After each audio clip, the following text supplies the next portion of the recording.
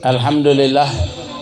Allahumma salli wa sallim ala Sayyidina Muhammadin miftah babi rahmatillah adada ma fi ilmillah salatan wa salaman daimaini bidawami mulkillah wa ala alihi wa sahbihi wa man walah.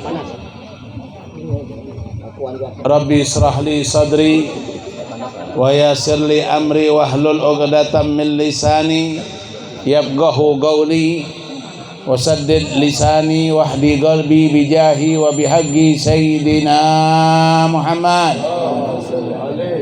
Nawaina kama nawa asrafana salihin, nawaina kama nawa jami'al masyayikhna wa mu'allimana. Allahumma adkhil niyatana fi niyatihim wa aslih niyatana bi niyatihim. Rabbi Allahumma ja'al nafsana mutmainnatan tu'minu biliqa'ika wa taqna'u bi'ata'ika wa tarda biqada'ika ya rabbal alamin. Masuk dalam, ayahnya masuk dalam. Masuk dalam. Tumbur. Tumbur semua. Ayo.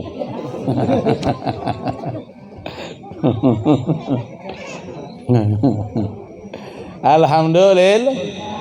Alhamdulillah. Terima kasih banyak. Awas. Terima kasih banyak buat ibu-ibu majelis, bapak-bapak. Alhamdulillah malam hari ini terasa malam yang bahagia. Luar biasa. Malam hari ini kita dikumpulkan oleh Allah Subhanahu wa taala dalam keadaan sehat walafiat. Alhamdulillah kita dikumpulkan dalam keadaan taat dan ibadah. Alhamdulillah kita dikumpulkan oleh Allah di dalam tempat yang selalu kita adakan pengajian 2 bulanan. InsyaAllah mudah-mudahan kita tergolong golongan orang-orang yang dicintai oleh Allah Subhanahu wa ta'ala. Amin. Mudah-mudahan kita tergolong golongan orang yang diridhoi oleh Allah. Amin. Mudah-mudahan Allah Subhanahu wa taala mengabulkan hajat-hajat kita semua. Amin. Mudah-mudahan Allah kabulkan semua keinginan kita semua. Amin. Mudah-mudahan Allah panjangkan umur kita semua. Amin. Dalam keadaan ibadah dan taat. Amin. Dalam keadaan iman, afiat dan sehat. Amin. Dan mudah-mudahan kita diwafatkan dalam keadaan husnul khatimah. Amin ya rabbal alamin. Kemudian salawat dan salam kita aturkan kepada junjungan agung Nabi kita, Nabi besar Muhammad sallallahu alaihi wasallam, Nabiul Huda, Nabiur Rahmah, rahmatan lil alamin, wa huwa Sayyiduna Muhammadin sallallahu alaihi wa sahbihi wasallam. Alhamdulillah. Alhamdulillah. Ibu-ibu, Bu, alhamdulillah. Kita lanjut kembali pengajian 2 bulanan kita di dalam pembacaan kitab Bidayatul Hidayah Imam Ghazali. Ya Bapak. Pembacaan kitab Bidayatul Hidayah Imam Ghazali. Sebelum kita mulai pembacaan kitabnya, tetap kita beradab. Mari kita sama-sama membacakan Al-Fatihah kepada sahibul kitab. Al-Fatihah ila ruh khususan sahibul kitab Bidayatul Hidayah Al-Imam Abdul Hamid bin Muhammad bin Muhammad Al-Ghazali At-Tusi. Anallahu yarfilahu wa yarhamhu wa yu'li darajati bil jannah wa yakthuru wasubatihim wa yadaifu hasanatihim wa yahfaduna bijahihim wa yahmina bihimayatihim wa yamuddana bimadadihim wa yanfa'una bihim wa yu'idu alaina min barakatihim wa asrarihim wa anwarihim wa ulumihim wa nafatihim fid din wa dunya wal akhirah bisirril Fatihah.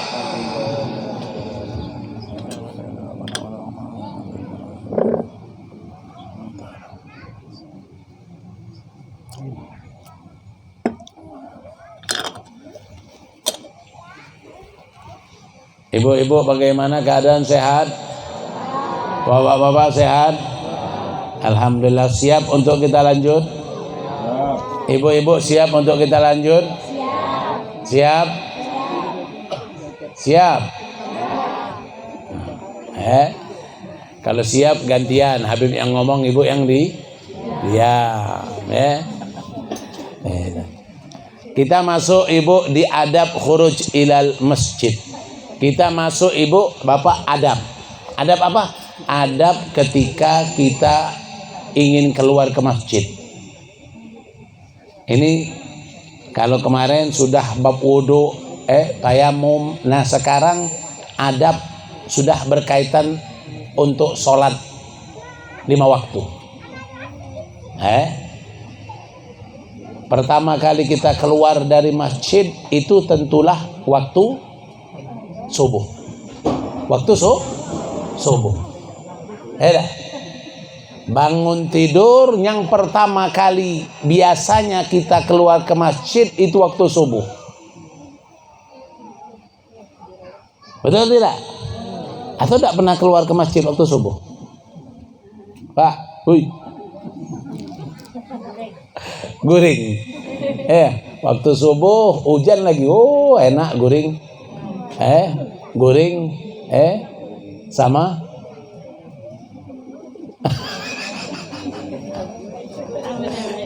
guring sama bungas.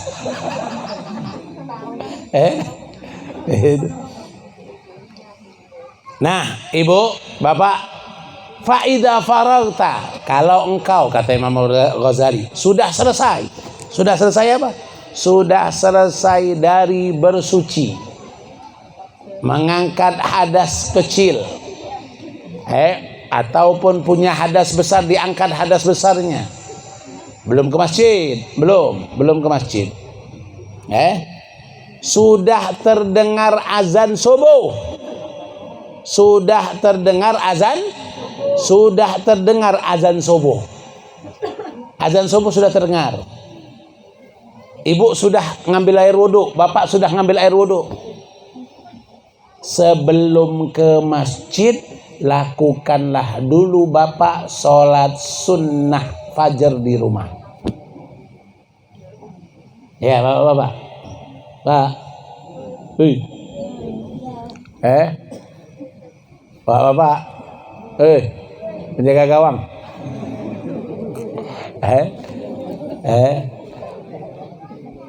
Bapak-bapak ini yang lebih utama, Bu, jadi sasaran untuk ke masjid. Karena bapak-bapak fardu kifayah ke masjid. Ya, kalau ibu-ibu mubah saja ke masjid. Boleh-boleh saja ke masjid. Sholat ke masjid boleh, tidak juga tidak apa-apa. Tapi kalau bakal ke masjid bakal membuat bapak tidak tenang, tidak boleh ke masjid. Iya, ibu-ibu kalau membuat bapak-bapak tidak tenang di masjid, dikit-dikit bapak lihat belakang, dikit-dikit bapak lihat belakang. Iya, buat bapak tidak tenang kan? Tidak tenang karena ibu masih wajahnya masih menggoda. Wajahnya masih menggoda atau masjidnya tidak tertutup, masjidnya tidak bertabir, bertabir. Itu kelihatan laki-laki bisa melihat perempuan. Nah itu gawat. Itu gawat. Gawat itu. Itu gawat. Itu saking gawatnya gawat. Nah, jadi bapak-bapak yang paling tertuju untuk ke masjid. Sebelum ke masjid untuk melakukan sholat subuh, berwuduklah dulu di rumah. Jadi sunnah, ibu-ibu, bapak-bapak, sunnah sebelum ke masjid sudah punya wuduk dulu di rumah. Tidak sunnah numpang wuduk di masjid. Iya. Sunnahnya wuduk di rumah. Perjalanan ke masjid sudah punya baik itu sholat subuh, sholat zuhur, sholat asar, sholat maghrib, sholat isya, sunnah punya wuduk sejak dari rumah. Ngerti Pak? Ngerti Bapak? Ibu-ibu ngerti, Bu? Ngerti. Sudah berwudu untuk subuh, itu sholatlah sunnah fajar. Sholatlah sunnah. Nah, ini ibu-ibu, bapak-bapak harus perlu tahu nih, Bu, Pak. Semua sholat sunnah itu afdol dilakukan di rumah. Semua sholat sunnah itu afdol dilakukan di rumah. Kecuali tahiyatul masjid, tidak mungkin di rumah. Iya, tidak mungkin di rumah tahiyatul masjid. Nggak bisa tahiyatul masjid, itu harus masuk masjid dulu baru bisa sholat tahiyatul masjid. Jadi semua sholat sunnah itu afdol di rumah, kecuali tahiyatul masjid, tidak bisa. Dan yang afdol lagi sholat sunnah di masjid, yaitu sholat sunnah duha. Jadi bapak-bapak afdol sholat sunnah duhanya di masjid, agar tampak orang banyak mencari duit, lalai dengan fulus. Kalau jam 9, 10, 11 itu kan orang banyak sibuk dengan fulus. Banyak sibuk dengan cari duit. Maka afdal untuk melakukan sholat duha masuk masjid. Jadi orang lihat, kenapa bapak ini ke masjid?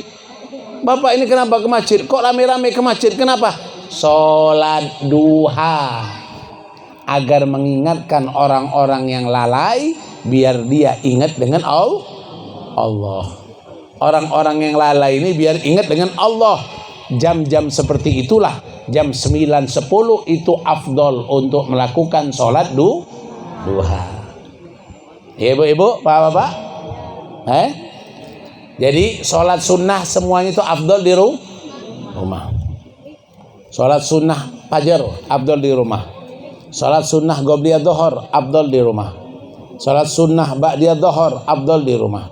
Sholat sunnah qobliyah asar, semua sholat sunnah afdol di rumah. Afdol di rumah semua. Semua sholat sunnah. La taj'al buyutakum kubura, kata Nabi Muhammad. Ibu, kata Nabi Muhammad, jangan jadikan rumah kalian seperti kuburan. Gimana, Beb? Kok rumah bisa jadi kayak kuburan? Kan nggak ada orang yang dikuburkan dalamnya. Betul. Di rumah memang tidak ada orang yang dikuburkan, tapi di rumah itu seperti mayit semua. Kenapa? Karena di rumah tidak ada sholat di dalamnya. Di rumah tidak ada ngaji Al-Quran di dalamnya. Di rumah tidak ada zikir. Berarti tidak jauh beda dengan kuburan ada sholat. Kuburan ada ngaji Al-Quran. Kuburan ada zikir. Kalau rumah kalau rumah kada ada sholat, kada ada zikir, berarti itu rumah sama seperti kuburan. Rumah bapak seperti kuburan enggak? Alhamdulillah, ibu-ibu yang jawab. Karena yang di rumah yang isinya ibu-ibu masalahnya. Yang sholat di rumah ibu-ibu, yang ngaji di rumah ibu-ibu, yang zikir di rumah ibu-ibu. Bapak-bapaknya banyak ke masjid. Betul loh, Bu, bapak-bapaknya banyak ke masjid.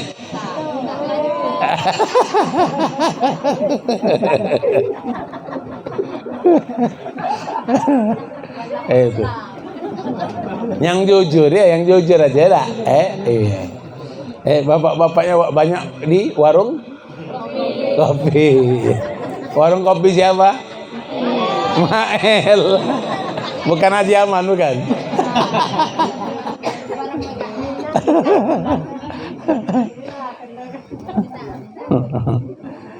Jadi sholat sunnah dulu sebelum pergi ke masjid. Sholat sunnah fajar. Nah, ibu, sholat sunnah fajar dengan sholat sunnah subuh atau qobliyah subuh itu sama saja. Jadi kalau sudah sholat sunnah fajar lalu mau sholat qobliyah subuh itu sama. sama saja. Mungkin ada yang membedakannya, tapi selama ini Habib belajar sama saja. Sunnah fajar, qobliyah subuh itu sama saja. Kalau sunnah fajar itu dilakukan habis azan subuh, niatnya usolli sunnah fajar. Qobliyah subuh boleh juga niatnya usolli sunnah fajar. Sholat subuh boleh juga usolli fardu fajar. Sholat subuh usolli fardu fajar. Karena waktu subuh itu waktu fajar. Fajar apa? Fajar sodik. Waktu subuh itu waktu fajar. Fajar apa? Fajar sodik. Makanya ada sholat sunnah fajar. Kenapa? Karena masuknya waktu subuh. Akhirnya ada sholat sunnah fajar. Sholat subuh itu ya sholat fajar. Sholat subuh itu yaitu sholat fajar. Apa? Fajar sodik. Ini, ya Bu. Nah, disunnahkan 2 rakaat itu baca surah apa? 1, Bu, Pak. Di rakaat pertama baca surah Alam Nasrah Laka Sodrok setelah Al-Fatihah. Setelah Al-Fatihah, Pak, baca Bismillahirrahmanirrahim. Alam Nasrah Laka Sodrok wa wada'na alladhi wa rafa'na fa inna ma'al fa idza faraghta wa ila rabbika. Beb, dah hafal Beb. Beb, kada hafal Beb. Kalau kada hafal gimana Beb? Baca Al-Kafirun. Surah Al-Kafirun. Nggak hafal surah Al-Kafirun? Gawat, nggak hafal surah Al-Kafirun? Kalau surah Al-Kafirun suka muter-muter ya. Suka muter-muter, nggak ketemu ujung ya. Tak budu wala nak budu. La tak budu muter-muter dak kapan lakum dinukum waliyadin. Dak ketemu ujung. Qul ya ayyuhal kafirun la a'budu ma ta'budun wala antum abiduna ma a'bud wala ana abidum ma abattum wala antum abiduna ma a'bud wala antum muter terus wala ana abidu ma abattum wala antum abiduna ma a'bud wala antum kapan mana.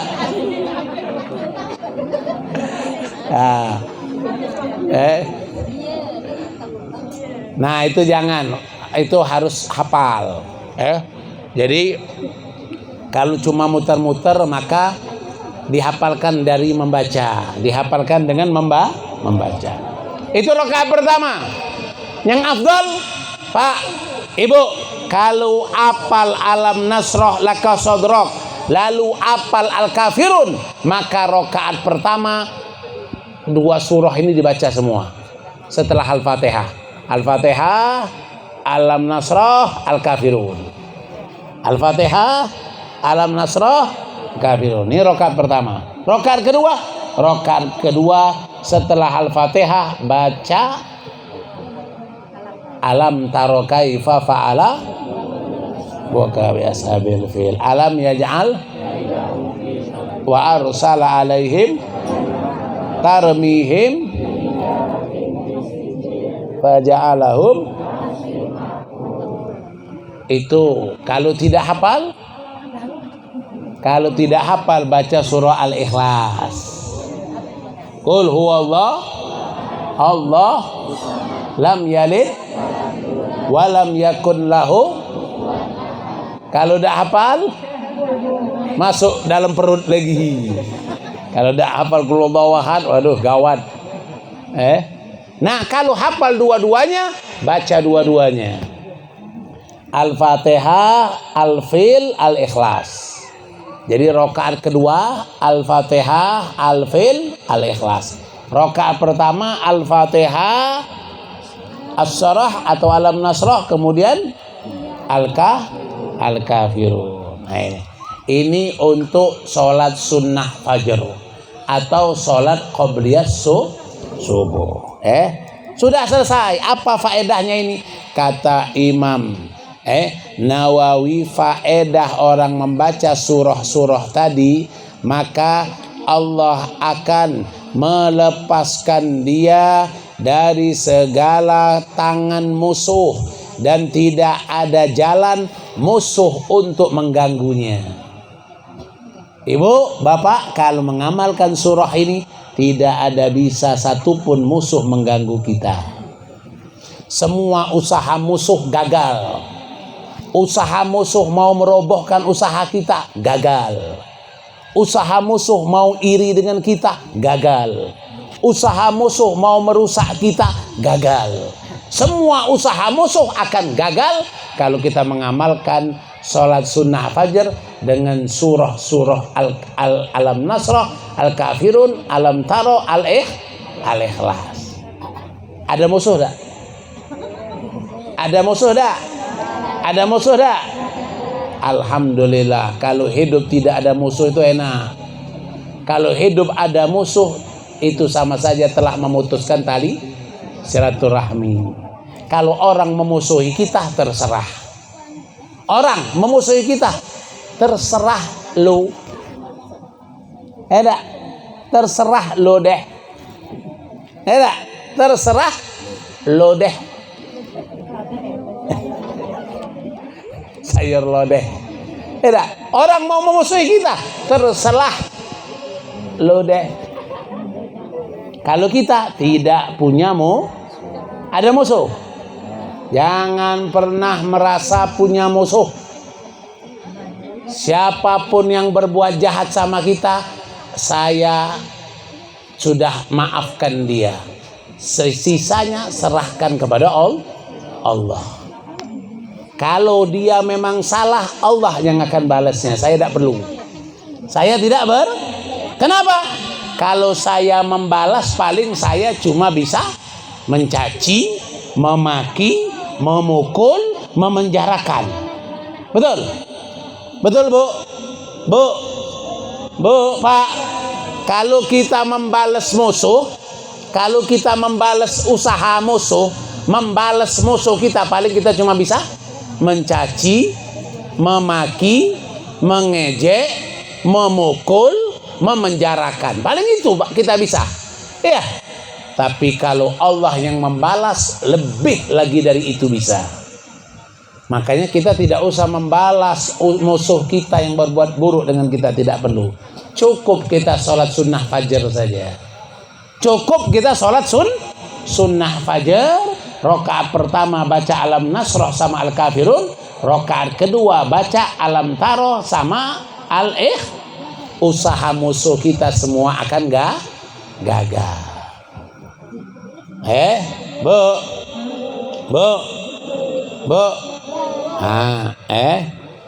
Itu.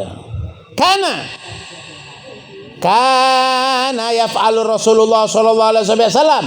Ibu, Bapak, Nabi Muhammad selalu melakukan ini. Hal yang seperti ini selalu dilakukan Nabi Muhammad. Rasulullah sering melakukan ini. Rasulullah sering melakukan ini. Dan Rasulullah sallallahu alaihi wasallam tidak meninggalkan sholat sunnah fajar ini. Dan disunnahkan, Ibu, Bapak, habis sholat sunnah fajar, disunnahkan baring ke kanan. Baring ke kanan menghadap kiblat. Baring ke kanan menghadap kiblat. Tahu baring ke kanan? Hah? Pak, tahu baring ke kanan? Tahu lah kan? Nggak usah praktek kan? Ibu tahu kan? Tahu kan? Baring ke kanan tahu kan? Nah itu. Haruslah tahu lah, karena itu hal sunnah Nabi. Tidur Nabi, cara tidur Nabi. Cara tidur Nabi miring kayak gini. Nah. Tangan sebelah kanan di pipi. Tangan kiri di atas paha sini. Kaki bengkokkan kayak udang. Kayak udang, bukan jadi udang. Nah itu sunnah diamalkan setelah sholat sunnah fajar. Lalu baca doa. Apa doanya? Allahumma rabba Jibril wa Mikail wa Israfil wa Izrail wa rabba Muhammad sallallahu alaihi wasallam wa ajirni minan nar. Allahumma rabba Jibril wa Mikail wa Israfil wa Izrail wa rabba Muhammad sallallahu alaihi wasallam wa ajirni minan nar. Baca ini 3 kali selama tidur baring tadi. Selama tidur kanan tadi. Ini doa yang diajarkan untuk diamalkan ketika setelah melakukan sholat sunnah fajar tadi. Lalu ibu-ibu, bapak-bapak, setelah itu baru menuju ke masjid, Pak. Setelah itu baru menuju ke masjid. Baru menuju ke masjid. Nah, di perjalanan menuju masjid ini luar biasa. Jangan lupa untuk memasang niat, Pak. Biasanya Bapak kalau ke masjid niatnya apa saja? Sembahyang pasti. Kalau ke masjid dia tidur kok ngajar. Niatnya dia berjamaah, sholat berjamaah. Lalu apa lagi, Pak? Kalau ke masjid apa lagi niatnya selain sholat berjamaah?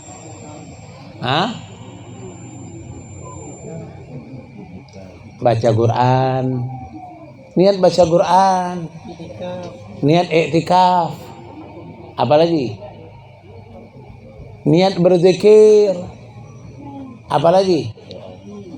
Niat berdoa, apalagi? Niat untuk memakmurkan masjid. Masjid kita makmurkan dengan sholat apalagi? Niat bersalaman, bermusafahah. Kita kan kalau ke masjid kan ketemu salaman kan? Idal taqiyan muslimaini yatasafahani yastaghfiru lahumal malaika hatta yatafarraqa. Apa kata Nabi Muhammad? Kalau 2 orang muslim bertemu bersalaman, maka malaikat beristighfar untuknya sampai mereka berpisah. Makanya kalau dalam masjid ketika kita habis sholat kadang-kadang kita salaman kan? Itu sunnah, Pak, salaman. Bermusafahah itu dapat istighfar dari malaikat. Oh, itu ndak ada. Zaman Nabi nggak ada habis sholat salaman. Zaman Nabi nggak ada habis sholat salah. Ada satu orang yang paham pemahaman sebelah, pemahaman Wahabi. Itu habis sholat salaman itu nggak ada zaman Nabi, itu bid'ah. Habis sholat tuh main HP boleh, langsung lari boleh, langsung lari boleh, mau ke WC langsung boleh, salaman nggak boleh. Masuk akal lah.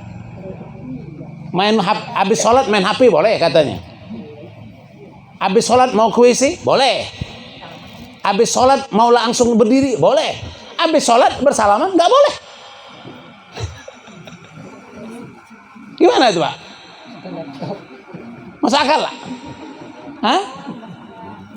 Iya, Bu. Katanya main HP habis sholat boleh. Katanya habis sholat mau ke WC boleh. Katanya habis sholat langsung lari juga boleh. Tapi ketika umat muslim habis sholat salaman, nggak boleh. Zaman Nabi nggak ada. Gimana itu, Pak? Kan nggak masuk akal. Melarang salaman, tapi yang tidak manfaat boleh. Salaman habis sholat nggak boleh. Itu nggak masuk akal. Nggak masuk akal. Kenapa?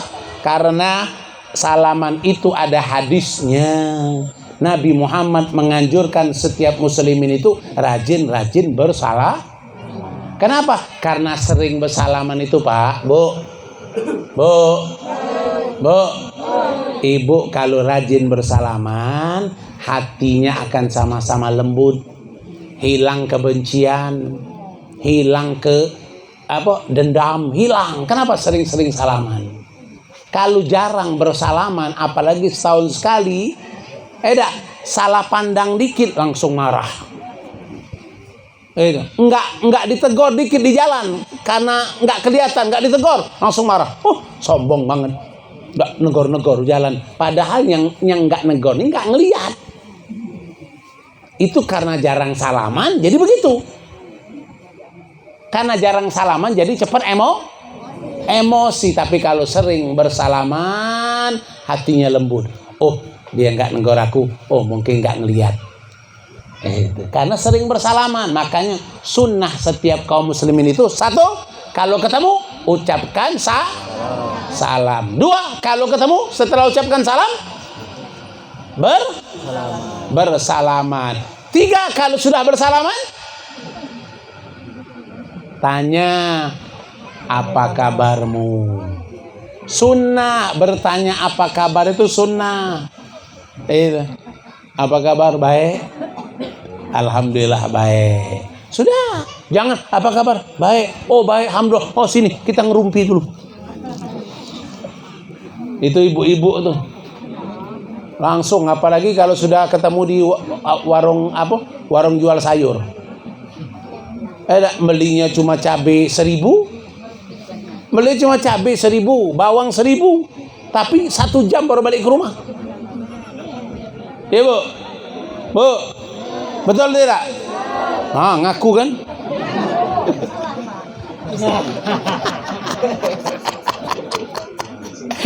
Inilah bagusnya itu kan. Kalau salah ngaku tapi diulang lagi. Inilah perempuan. Nah, Pak, Bu, Pak, jangan lupa, kata Rasulullah SAW, kata Rasulullah, man sholla arba'ina yauman sholawati fi jama'atin la tafutahu fiha takbiratul ihram kataballahu lahu bara'atun minan nifaq bara'atan minan nar. Kata Rasulullah SAW, Pak, Bu, barang siapa yang sholat berjamaah selama 40 hari, Pak, berjamaah, tidak tinggal takbiratul ihram bersama imam, 5 waktu selama 40 hari berjamaah, tidak terlambat, tidak pernah jadi makmum masbuk, selalu imam Allahu Akbar, dia Allahu Akbar selama 40 hari, maka Allah akan berikan pada dia 2. Allah akan berikan kepada dia 2 apa? 1, tidak ada pada dirinya sifat-sifat munafik. Tidak ada pada dirinya sifat-sifat munafik. 2, tidak akan masuk api nerakanya Allah Subhanahu wa taala. Ini 2, Pak. 2 ini. Kalau bisa mampu 40 hari tidak putus-putus sholat berjamaah. Bu, dulu Bu pernah terjadi, Bu, di zaman Imam Ahmad bin Hambal. Minum kopi dulu, Bu. Ibu ada kopi, Bu? Ibu mau ngopi? Pulang.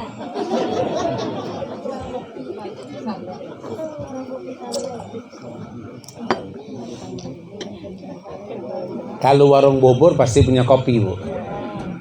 Apalagi kalau beli kopi Habib Lembang, boy, pasti rame buburnya.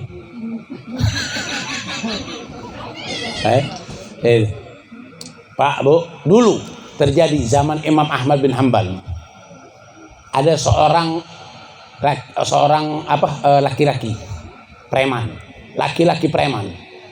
preman ada sama dia semua, mabok sama dia, judi sama dia, main perempuan ada selalu rutin, pokoknya lengkap.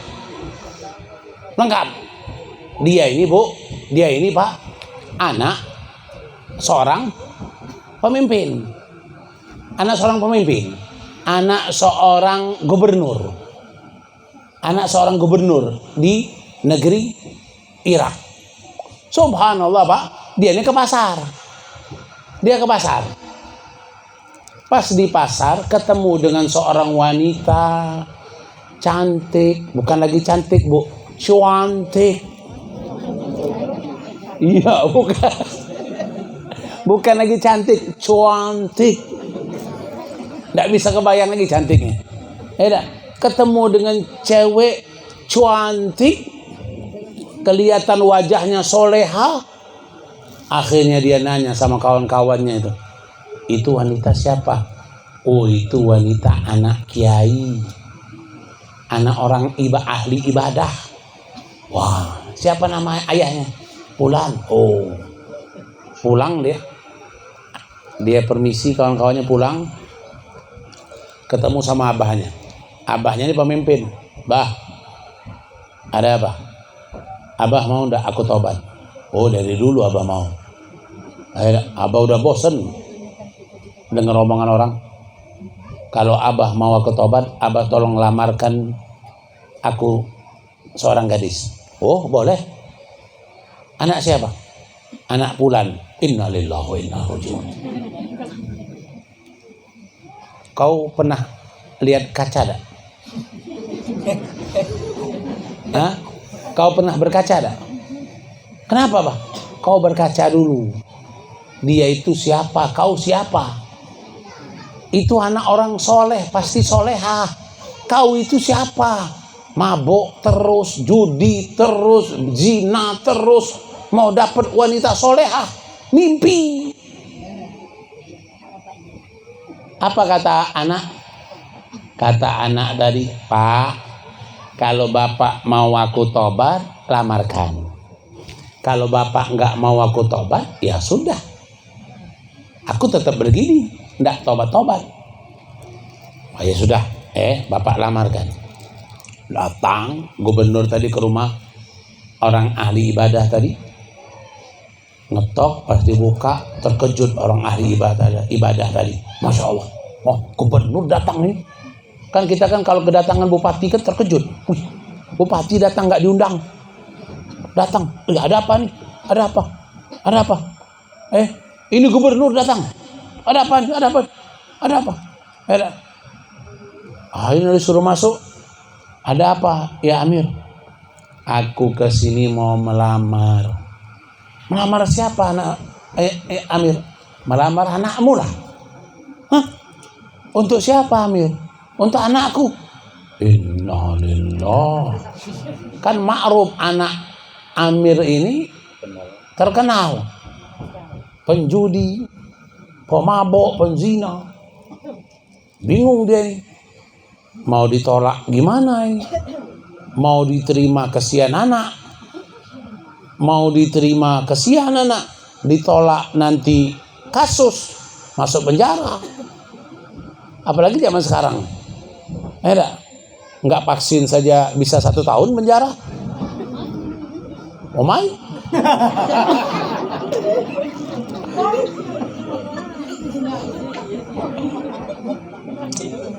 Habib baca di Tembilahan, Habib baca di Kualeno ada aturan.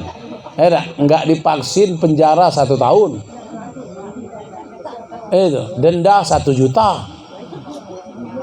Nggak bansos nggak dapet, langsung susah. Kalau orang Indonesia nih Pak, Bu, orang Indonesia nih kalau sudah dibilang bantuan sosialnya kalau nggak vaksin nggak dapet, pingsan langsung.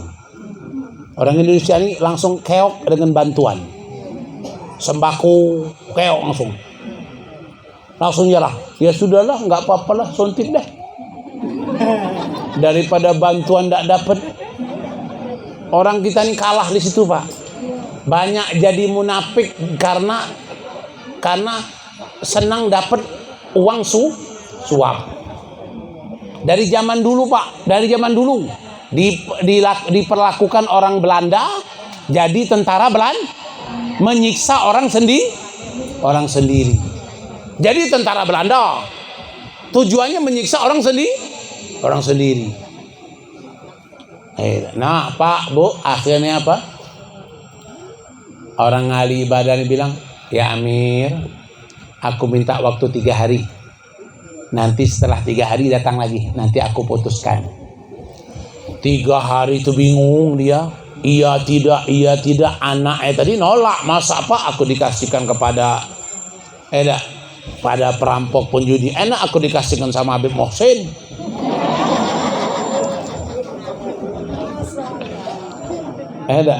Masa dikasihkan sama perampok penjudi? Enak sama Habib Mohsin walaupun jadi kedua. Aman. Akhirnya dia datang ke rumah Imam Ahmad bin Hambal. Dia tanya sama Imam Ahmad bin Hambal. Imam Ahmad bin Hambal, ya Syekh, gimana menurutmu ya Syekh? Anakku dilamar oleh anak gubernur. Gimana menurutmu? Apa kata Imam Ahmad bin Hambal? Pak, kau mau nurut sama aku? Tidak mau. Kau mau dengar omongan aku? Tidak mau. Apa kataku kau akan mau? Mau. Kalau begitu kau terima lamarannya. La haula wala quwwata. Kok diterima ya Syekh? Kok diterima? Kau terima saja. Tapi pernikahan tidak akan dilangsungkan kecuali anaknya sudah lulus syarat. Pernikahan tidak akan dilangsungkan kecuali anaknya sudah lulus syarat. Apa syaratnya? Syaratnya anaknya harus istiqomah selama 40 hari, sholat 5 waktu berjamaah, tidak tinggal takbiratul ihram dengan imam. Kata sang bapak tadi, oh kalau ini pasti tidak lulus, pasti nyerah. Ini laki-laki pasti tidak sanggup dia. Orang pemabok, penjudi, tidak mungkin lulus. Dah senang dia sudah. Ya Syekh, aku ikut. Dah datanglah besok gubernur. Nah gimana? Diterima atau tidak? Kata siapa? Kata si orang ahli ibadah tadi, diterima Pak Gubernur, tapi harus menjalankan syaratnya dulu sebelum pernikahan. Apa syaratnya? Anakmu harus sholat 5 waktu berjamaah selama 40 hari, tidak tinggal takbiratul ihram bersama imam. Wah, syaratnya berat sekali. Ya itulah syaratnya. Itu syarat, itu harus dijalankan baru ada pernikahan. Ya sudah, aku sampaikan dulu sama anakku. Disampaikan sama anak yang penjudi tadi. Nah, dia bilang, anaknya dulu, Pak gimana Pak, diterima atau tidak? Nah, diterima, tapi kau pasti tidak sanggup syaratnya. Apa syaratnya Pak? Pasti aku sanggup. Sudahlah, kau pasti tidak sanggup, mundur aja, kau pasti tidak sanggup. Sanggup Pak, aku sanggup. Apa syaratnya Pak?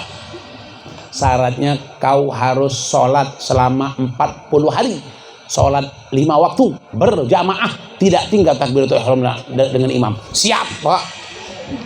Oh, aku maksiat aja siap, masa taat aku tidak siap? Wah, semangat Pak. Enggak. Maksiat aja aku sanggup begadang, masa untuk sholat aku nggak sanggup begadang? Wah, ini Pak kalau orang sudah kebelet kawin. Kalau sudah kebelet nikah, sudah dicari terus pokoknya bagaimana caranya bisa nikah. Cari, ngumpulin duit lamaran, sudah cari kerja apapun, yang penting untuk 10 mayam ada. Sudah nikah, dah ada kerja dia. Sudah dapat surga dunia, udah yang penting udah nikah. Innalillahi wa inna ilaihi rajiun. Laki-laki zaman sekarang. Dunia terbalik. Istri cari duit, laki-laki tidur di rumah. Pak, Bu. Hei. Istri cari laki-laki tidur di rumah ada. Innalillahi wa inna ilaihi raji'un.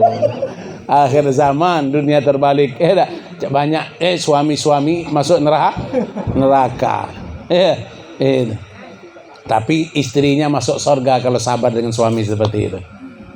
Istrinya masuk surga kalau sabar suami seperti itu. Akhirnya Pak Bu bagaimana? Ini laki-laki tadi kan banyak kawan dia yang suka mabok dengan dia itu banyak, anak buah dia kan anak gubernur, ajudannya banyak. Ajudannya tadi, kalian tukang pengingat saya untuk masuk waktu sholat. Kalau masuk waktu sholat, sebentar lagi masuk waktu sholat, kalian ngingetin saya. Siap komandan. Wah, anak buah siap semua nih.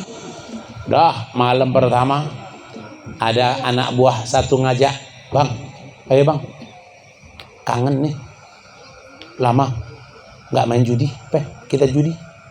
Kata bosnya tadi yang mau kawin tadi, enggak. Kalau judi nanti kita begadang. Kalau begadang nanti kita subuh kesiangan. Enggak. Tidak ada judi. Aku mau istirahat. Kalian sip-sipan, jaga. Nanti sebentar lagi azan subuh, bangunin saya. Oh, subhanallah. Gantian, anak buah gantian. Dia tidur istirahat. Kan anak raja. Pas hampir lagi azan subuh, dibangun nih, bang, bangun bang, subuh bang, bangun. Orang tidak pernah subuh, payah dibangunin. Orang yang nggak pernah subuh sulit dibangunin, bang, bangun bang. Bang, kawin bang, kawin. Iya.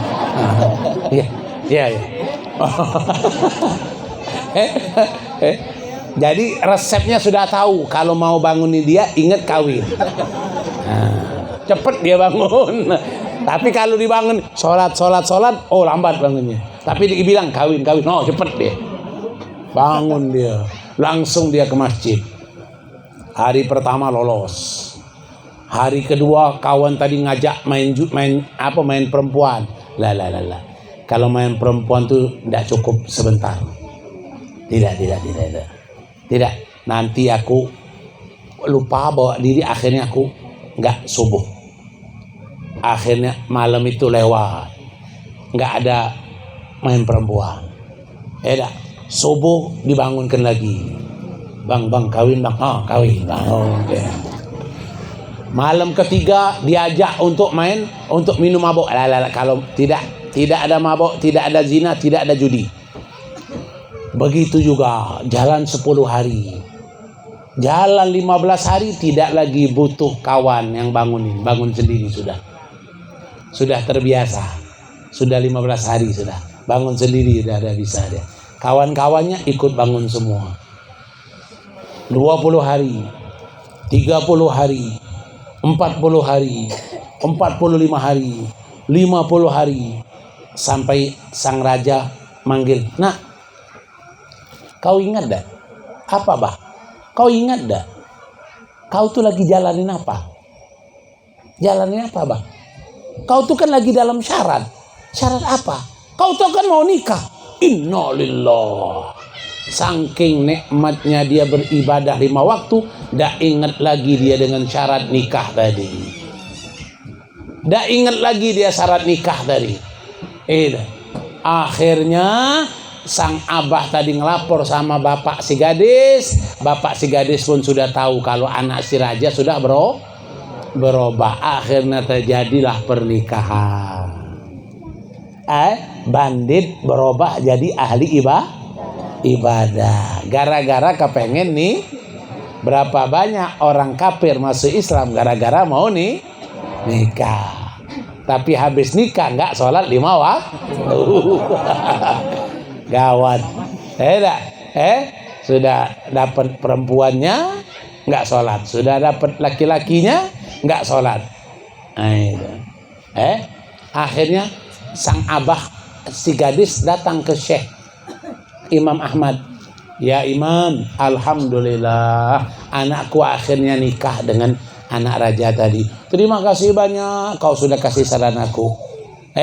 Kata Imam Ahmad bin Hanbal, sodako Rasulullah. Benar apa perkataan Rasulullah, bukan apa kataku. Ini kata Rasulullah.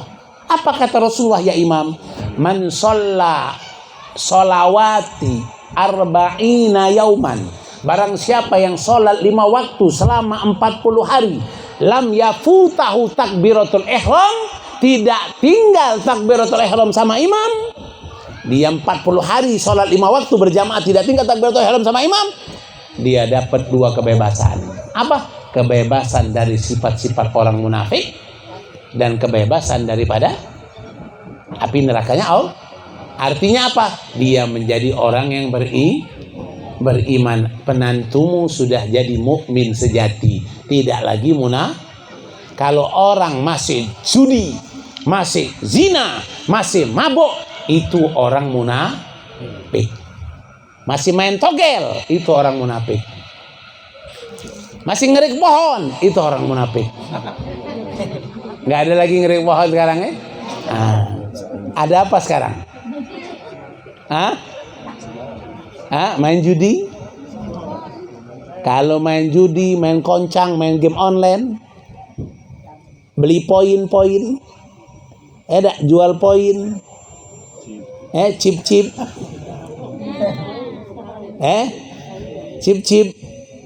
chip-chip, itu ciri-ciri orang munafik. Majelis, pacaran, munafik. Majelis, sholat, 5 waktu. Tapi judi jalan atau ke Jambi 2-an sama pacarnya 2-an naik motor lagi. Ini munafik.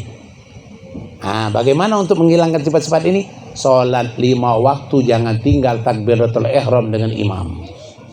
5 waktu jangan tinggal takbiratul ihram dengan imam selama 40 hari. Jadi kalau bapak-bapak ingin hilang sifat-sifat munafiknya, 40 hari Pak, sholat 5 waktu. Jangan tinggal takbiratul ihram dengan imam. Jangan terlambat. Sebelum qomat sudah ada di masjid. Bukan masjid ngabis rokok sebatang dulu baru masuk. Ini kadang-kadang sudah di masjid di depan tadi ngabisi rokok sebatang dulu. Imam sudah hampir selesai Fatihah baru dimatikan baru masuk. Jangan. Qomat sudah di dalam masjid. Orang aqimis shalah sudah dalam selama 40 hari. Aman. Terbebas dari sifat munafik. Siapa yang ngomong?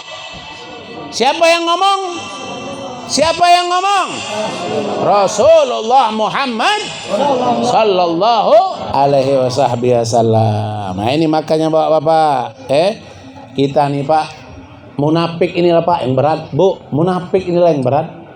Munafik ini yang berat, Pak, Bu. Sayyidina Umar bin Khattab itu paling takut kalau dia tuh termasuk orang munafik. Sayyidina Umar bin Khattab tuh paling takut, Pak. Menjadi orang munafik, takut kalau termasuk orang munafik. Itu kelompok Sayyidina Umar bin Khattab. Ini Umar bin Khattab bukan. Rabi'atul Adawiyah bukan. Aisyah bukan. Khadijah bukan. Abu Bakar bukan. Nggak takut sama munafik. Biasa saja. Yang munafik itu yang berkata bohong. Yang munafik itu yang berjanji mengingkari. Yang munafik itu yang munafik itu pejabat munafik semua. Padahal dia sendiri munafik, dia tidak tahu. Pak, Pak yang jaga gawang, Bu, Ibu tahu dah orang munafik tuh kalau nganggap dosanya seperti apa?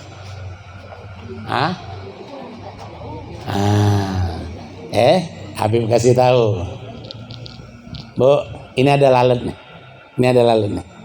Orang munafik menganggap dosa itu seperti lalat yang hinggap di mukanya. Lari. Seperti lalat yang ada hinggap di mukanya. Itu orang munafik. Menganggap dosa itu hanya seperti lalat yang nempel di muka, hilang. Itu orang munafik. Menganggap dosa itu ringan. Menganggap dosa itu Kalau orang mukmin itu menganggap dosa seperti gunung mau jatuh. Seperti gunung, ya Allah jangan ya Allah jangan. Takut dia kalau gunung itu jatuh. Itu sifat orang mukmin. Takut dengan dosa seperti dosa itu bagaikan gunung yang akan jatuh menimpa dirinya. Itu sifat orang mukmin. Kalau sifat orang munafik menganggap dosa itu seperti lalat yang hinggap di usir. Hilang, usir. Ada dosa, istighfar. Buat dosa lagi, istighfar lagi. Buat dosa lagi, istighfar lagi. Buat dosa lagi, istighfar lagi. Itu ciri munafik. Dosa itu dianggapnya seperti lah. Tapi kalau orang mukmin dia takut seperti gunung yang mau jatuh menimpa dirinya. Nah, ini makanya Pak, Bu, sampai sini ada yang mau ditanyakan? Silakan. Ada pertanyaan Pak, Bu? Silakan. Nggak terasa sudah jam 8. Jam lapar.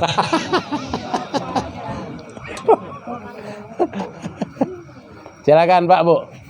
Memang kalau yang ngomong semangat, yang denger semangat, waktu nggak terasa. Kayak ibu-ibu main Facebook, nggak terasa kan pegang sejam, posting lagi. Ada pertanyaan silahkan. Ada pertanyaan Pak, Bu? Mic ada tuh, silakan. Yang angkat tangannya dulu, nanti mic-nya dilemparkan.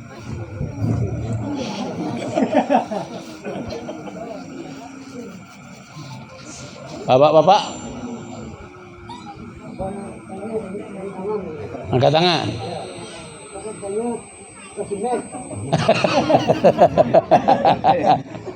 Ya, silakan.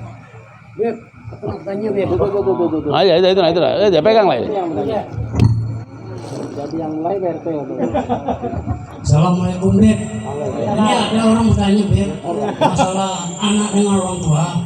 Jadi anaknya suka merugikan orang tua, apa hukum itu, Beb? Assalamualaikum warahmatullahi wabarakatuh, Beb.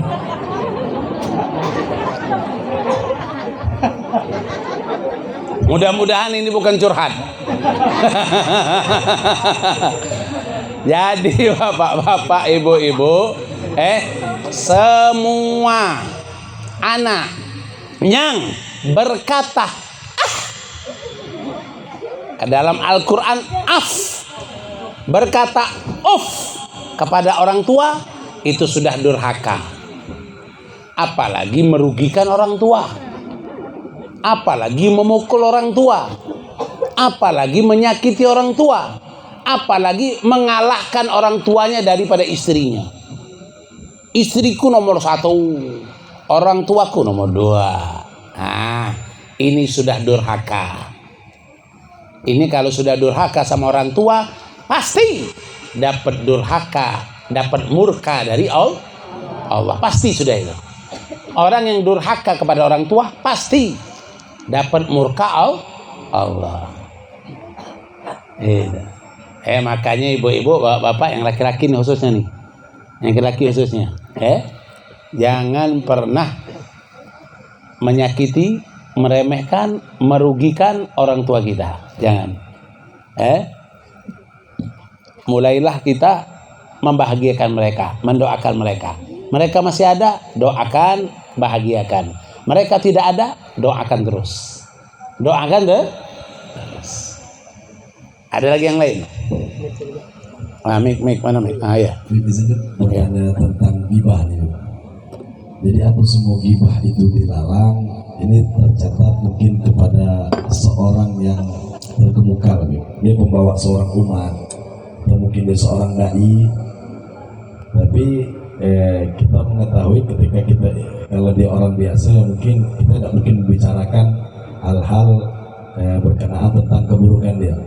Kalau atau mungkin ini kan seorang membawa orang banyak, ketika kita ingin membicarakan soal hal yang tidak baik dari diri orang tersebut agar orang tidak berpengaruh terlalu banyak terhadap diri seseorang, itu apakah itu termasuk ghibah untuk menyelamatkan dari mungkin perkataan-perkataan beliau yang mungkin bisa menyesatkan orang-orang untuk mungkin tidak mau Ya, paham. dan lain-lain itu.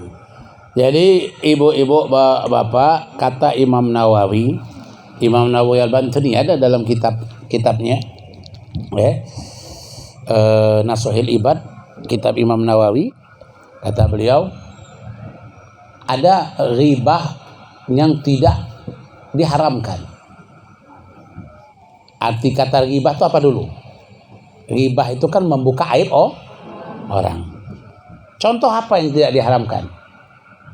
Kita jadi saksi di pengadilan, menyaksikan kalau si fulan berzina. Kau benar lihat dia berzina? Iya, aku lihat dia berzina. Kan ini kan buka aib orang. Status saya kan jadi saksi, buka aib dia nih. Oh benar, aku lihat dia maling. Oh aku lihat benar dia membunuh orang. Ini kan ribah nih. Boleh tak? Boleh tidak? Boleh. Kenapa? Karena menjadi saksi. Boleh menjadi saksi. Atau apalagi kata Imam Nawawi, boleh ketika orang yang melakukan ini, yang akan kita buka kesalahan dia ini, karena kesalahan dia ini merugikan orang banyak. Merugikan orang banyak. Merugikan orang banyak. Merugikan masyarakat. Merugikan rakyat. Merugikan negara. Boleh dibuka kesalahannya. Karena merugikan orang banyak. Orang banyak rugi oleh dia. Ini. Kalau didiamkan, rugi semua orang. Bahkan negara rugi oleh dia. Boleh dibuka.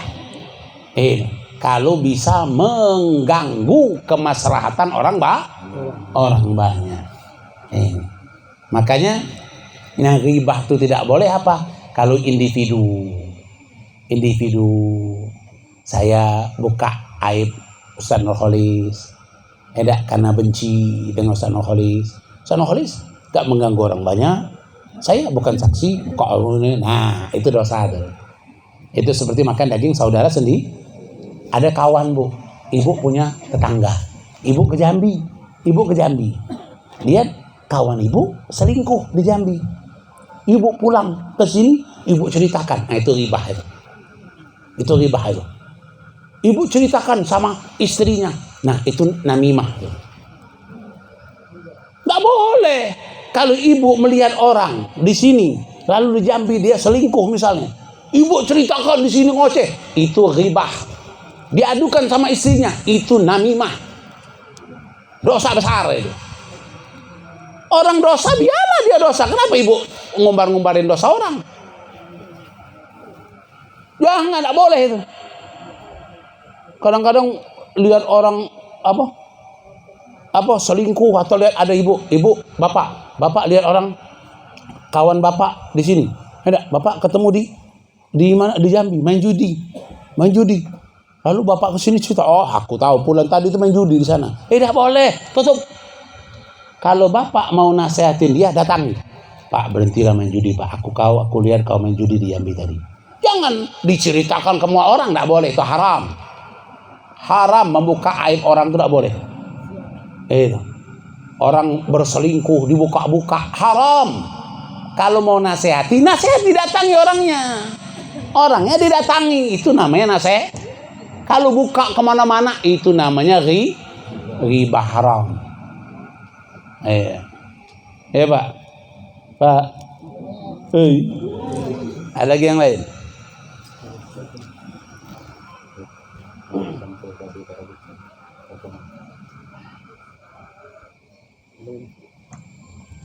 Ia sedikit menyampaikan pertanyaan jamaah untuk sama-sama kita. Mungkin ada yang kemarin bertanya, maaf saya belum ketemu. Berdasarkan ayat Quran, wa ahallallahu al-bai'a wa harrama riba. Allah menghalalkan jual beli dan mengharamkan riba. Jadi pertanyaannya, umpama kita beli barang 10.000 dijual dengan harga 25.000, Ya. apakah itu boleh? Ulang lagi. Ya, beli barang 10.000 rupiah. Iya, betul. Ya, kita jual 25.000, artinya lebih daripada 100% harga. Jadi katanya berdasarkan ayat Al-Quran tadi, Allah menghalalkan jual beli dan mengharamkan riba. Jadi perkara ini dibolehkan atau bagaimana? Kalau dengan senang sama senang. Keuntungan tidak ada batas. Yang penting sewajarnya. Jual peniti beli di pasar Jambi, modalnya 300 perak. Jual di Tungkal 3.000. Wajar-wajar aja. Meniti satu ikatan tuh kan, itu dijual 2.000, wajar-wajar aja. Wajar, masih orang menerimanya masih wajar. Itu. Tapi kalau peniti itu jual modal 300 dijual 300.000, gila. Nggak wajar itu. Itu. Jadi selama masih sewajarnya, barangnya tidak ada aib, tidak ada kekurangan, wajar-wajar aja. Itu. Bubur di sini dijual berapa? Berapa? 5.000. Di Jakarta dia jual 10.000. Wajar. Ongkosnya aja berapa?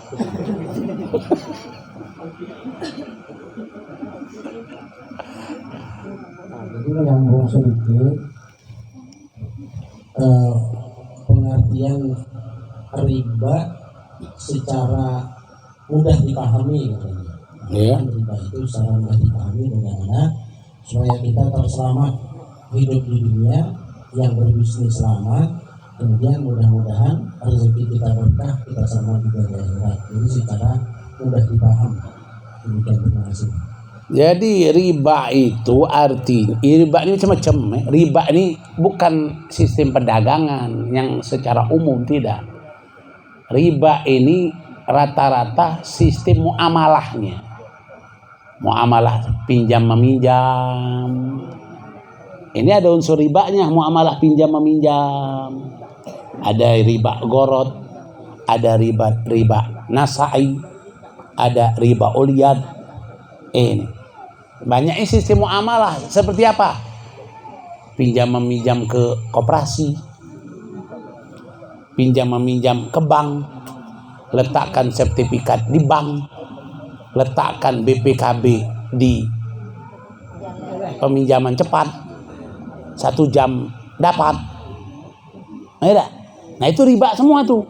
Atau yang koperasi keliling, minjem duit 300.000, sehari bayar 2.000, koyak. Sobek kecil sama 10 bulan, sobek kecil.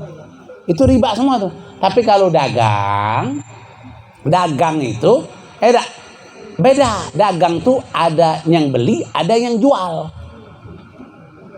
Beda tuh. Nah, ada jual, ada beli. Itu. Kalau riba itu sistemnya. Sistem di dalam, dari mana sih kok barang ini dapat? Oh, barang ini aku dapat duitnya dari minjem bank untuk modal. Nah, modal ini modal haram. Dan kenapa? Ini modal ini dari riba. Soal dagangnya, dagang boleh saja, tapi modalnya haram. PNS, PNS letakkan apanya itu? SK-nya, pinjam duit buat bangun rumah, itu riba tuh. Itu rumah riba tuh. Kalau rumah riba itu lagi disembayang salah gitu. Kalau sembayang tidak ada pengaruh. Tempat yang ada bersih maksudnya. Tempat bersih, tempatnya bersih pasti. Hasilnya itu hasil dari situ. Tempatnya bersih pasti. Kalau tempatnya pasti bersih. Nah, riba itu tidak kelihatan di mata, pasti bersih. Uang riba, kok torak? Tetap uang. Tapi secara maknawinya ini riba. Kalau sholat tidak ada pengaruh, sholat tetap sah. Tapi sholatnya itu ada manfaat enggak? Nah, yang ditanya itu, sholat itu ada manfaat enggak? Enggak ada manfaatnya. Kenapa? Karena tempatnya salah. Nah itu. Kalau sah, kalau nggak sah, lain lagi dia. Babnya sholatnya nggak sah tuh lain lagi. Wuduknya nggak sah. Itu. Itu perihal. Makanya bu ibu, man kana, bu ibu, jangan suka cepet-cepet minjem. Butuh duit minjem, butuh duit gadaikan emas, Cara penggadaian yang ada sekarang ini banyak salah. Cara penggadaian sekarang ini banyak riba sistemnya. Banyak ribanya sistem penggadaian sekarang. Mana ada minjem 10, gadaikan emas, minjem 100.000, nanti baliknya berapa? 700 baliknya. Riba itu. Harusnya tetap kalau dia sudah bisa bayar 100, balik 100. Nah itu, penggadaiannya sistemnya riba. Meminjamnya sistemnya riba. Ada lagi orang riba. Ada riba seperti ini. Aku pinjam ke kau duit, tapi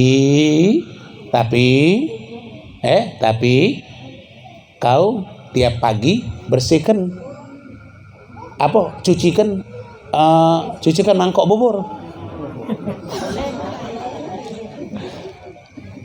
Aku tidak apa-apa, kau 1 bulan nanti tidak apa-apa, tapi aku 1 bulan nanti kau bayar, ya. Nah, tiap pagi kau harus cuci. Nah, itu riba manfaat, mengambil manfaat orang. Nah, itu riba juga tuh. Itu riba juga tuh.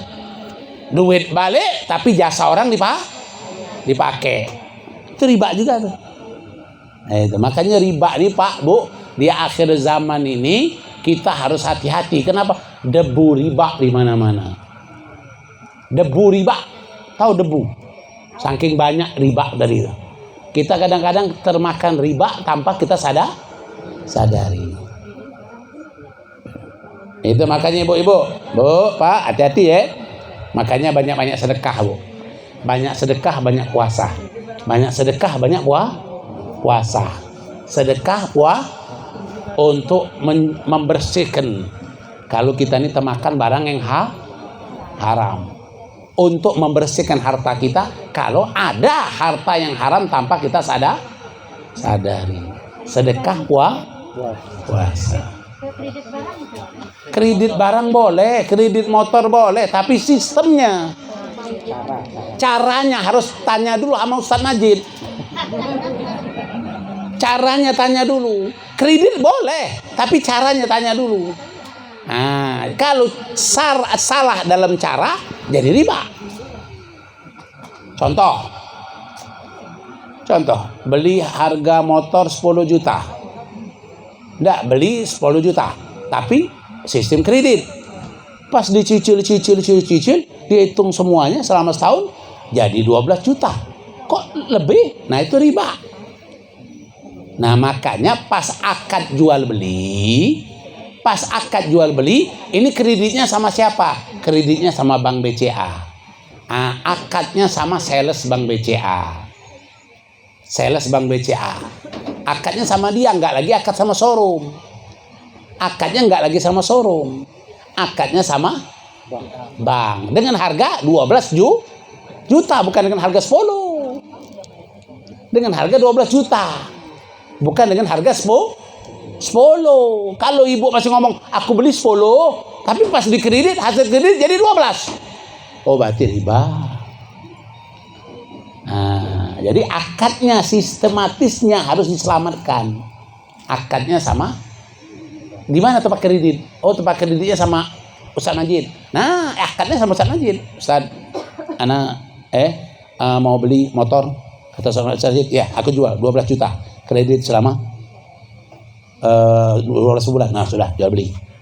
Nah, Ustaz Majid sudah kredit sama Ustaz Majid sudah akad sama showroom. Ustaz Majid beli sama showroom 10. Ustaz Majid beli sama showroom 10. Ibu beli sama Ustaz Majid 12. Ustaz Majid beli sama showroom kontan. Nah itu sistemnya harus ibu sama Ustaz Majid, jangan ke showroom. Kalau ke showroom riba. Jadi harus tanya dulu sama Ustaz Majid kalau mau kredit. Kalau mau ngasih tidak usah lagi, langsung aja kasih. Ustaz Majid ada motor tak? Tidak ada. Nah Ustaz motor. Oh. Ya, paham enggak? Ya mudah Bu ya, insya Allah mudah dipaham. Contoh umpama sama ya. Yang dengan tuh. Umpama beli baju, kalau kita di pasar belinya 300. Lalu sama Bu Haji, umpama Bu Haji saya udah dolar. Akhirnya 400 ya. Nah jadi akhir apa namanya? Cara sistemnya tadi akhir pembayaran apa gimana supaya tidak Mama beli tadi kalau di pasar umpamanya 300 lalu beli sama Bu Haji, Bu Haji mana udah tahu lah 400. Nah jadi harga akhir itu yang kita akadkan nggak bukan? Iya, jadi yang akadnya sama Bu Haji. Jadi dia tidak beli di pasar, beli sama Bu Haji. Itu. Iya, beli sama Bu Haji dengan harga 300.